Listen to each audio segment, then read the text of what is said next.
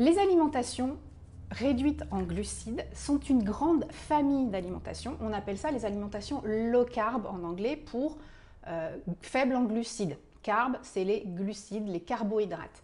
Donc, quand on parle d'alimentation low carb, on parle vraiment de toutes les alimentations réduites en glucides.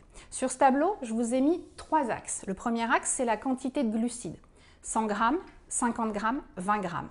Quand on parle d'alimentation réduite en glucides, on parle d'une alimentation où on est en dessous 100, en dessous 50 grammes de glucides par jour. C'est variable parce qu'il n'y a pas de règle. Il y a des gens qui vont dire qu'ils sont en low carb en dessous de 100, il y en a d'autres qui vont affirmer qu'on ne peut pas être en low carb en dessous, si on n'est pas en dessous de 50. Globalement, c'est entre 50 et 100. On sait qu'on est à peu près dans une alimentation réduite en glucides. Et ce terme alimentation réduite en glucides, ce terme low carb, englobe toutes les alimentations qui sont sous ce fameux seuil en termes de glucides. Donc c'est une grande famille d'alimentations et c'est pour ça que moi je parle souvent des alimentations réduites en glucides. Le low carb à proprement parler, ça ne veut pas dire grand chose, c'est une grande famille, c'est le terme qu'on emploie dès lors qu'on essaye de limiter la quantité de glucides qu'on absorbe tous les jours en dessous de 100 grammes. Sur les 2 autres axes, je vous ai mis la quantité de lipides, enfin la quantité, la priorité donnée aux lipides ou la priorité donnée aux protéines. Je suis partie du principe que l'axe du milieu, c'est une quantité de lipides et de protéines identiques. Donc là, on est par exemple à 100 grammes de protéines, 100 grammes de lipides. Et là, on va plus vers des alimentations riches en lipides. Et là, on va plus vers des alimentations riches en protéines. L'alimentation cétogène ou la kétodiète, au final, elle commence ici. Et pareil, de la même manière que low carb implique toutes les alimentations qui sont là, le cétogène, la kétodiète, ça implique toutes les alimentations qui sont sous un seuil de 20-30 grammes de glucides par jour. Et pourquoi est-ce qu'on appelle ça une alimentation cétogène? Il ne faut pas oublier que cétogène, c'est un adjectif. Cétogène, ce n'est pas un nom, c'est un adjectif. C'est l'adjectif qui définit le fait d'entrer dans un état de cétose. On définit comme cétogène, en anglais kétogénique, donc cétogénique, on va dire, toute alimentation qui va induire une augmentation de la cétonémie, une augmentation du taux de cétone dans le sang. Parce que il faut arrêter de penser que la cétose, c'est on-off. La cétose, on estime qu'on est dans une cétose nutritionnelle optimale à partir d'un certain seuil de corps cétonique, de cétone dans le sang. Ce seuil-là, il n'est même pas défini par les experts de la même manière. Certains vont commencer à parler de 0,5, d'autres 0,6, d'autres 0,7, ça ne veut rien dire. Être en cétose, ce n'est pas on-off, c'est augmenter la quantité de cétone qu'on a dans le sang.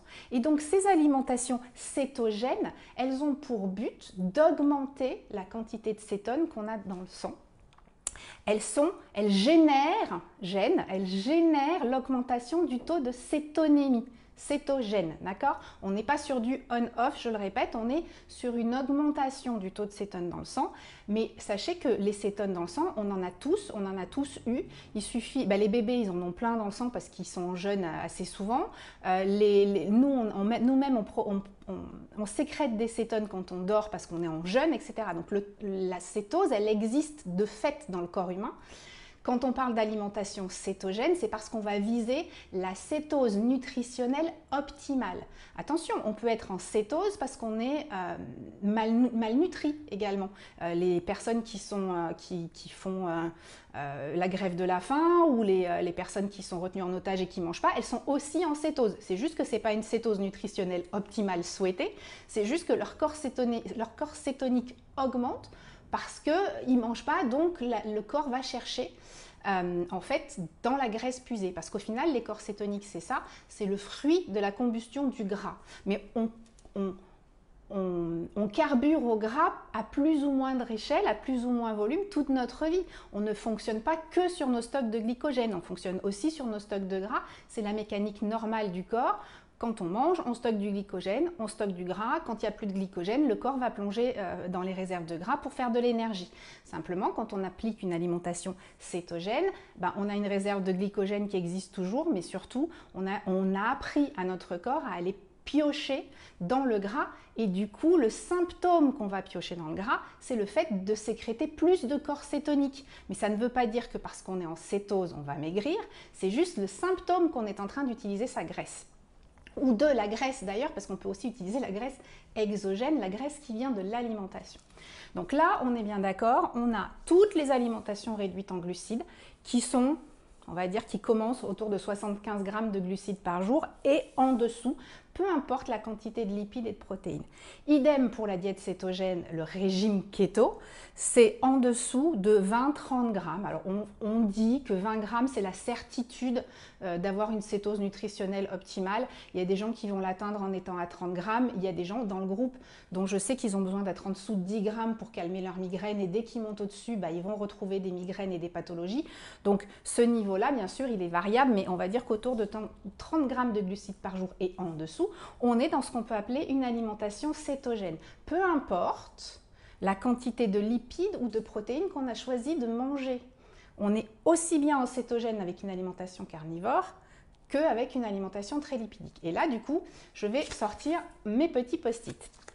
Donc, on a bien vu que ça, c'est ce qu'on peut appeler une diète low carb.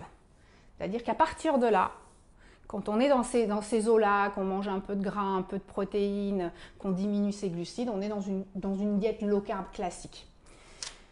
Le LCHF, c'est une diète low carb high fat. Donc on est dans des ratios où on baisse les glucides, mais de manière moins drastique qu'en alimentation cétogène, et où on augmente un peu ses gras pour en faire une meilleure source de carburant. Ensuite, vient le cétogène classique, celui dont on vous rabat les oreilles, qui est le cétogène 1-1. C'est-à-dire que pour 1 gramme protéines plus glucides, vous mangez 1 gramme de lipides. Je prends un exemple. Si vous mangez 20 grammes de glucides et 80 grammes de protéines, vous devez être à 100 grammes de lipides pour être considéré dans un cétogène classique à 1-1. Mais le cétogène classique à 1-1, ça peut être très bien pour certaines personnes et d'autres vont avoir besoin d'être sur un 1-2, doubler la quantité de lipides par rapport à la quantité protéines plus glucides. Certaines pathologies, neurologiques notamment, vont demander à être en 1-3, voire certains enfants que je connais sont en 1-4 parce qu'ils ont des pathologies neurologiques lourdes et qu'ils ont besoin d'être en 1-4 pour les soigner. Donc l'alimentation cétogène, elle est 1-1, elle est 1-2, elle est 1-3, elle est 1-4 et ça reste du céto. Et après, dans la grande famille des alimentations plus protéinées, on a le RPE qui se situe un petit peu ici, qui est c'est Ted Naiman qui a mis ce terme à la mode. Globalement, c'est ratio protéines sur énergie, je crois, ou quelque chose comme ça.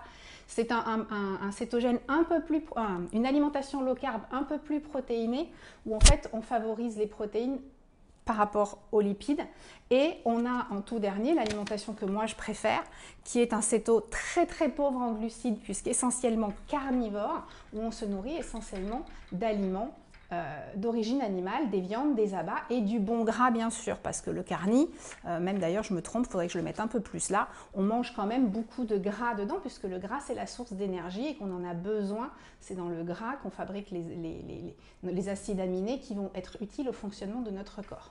Si on réfléchissait aux différentes diètes qui existent, on aurait du Atkins qui serait un peu par là, le Dukan serait un peu par là, voilà. Mais globalement, toutes ces alimentations-là sont des alimentations réduites en glucides. Donc ça, c'est la grande famille du low carb.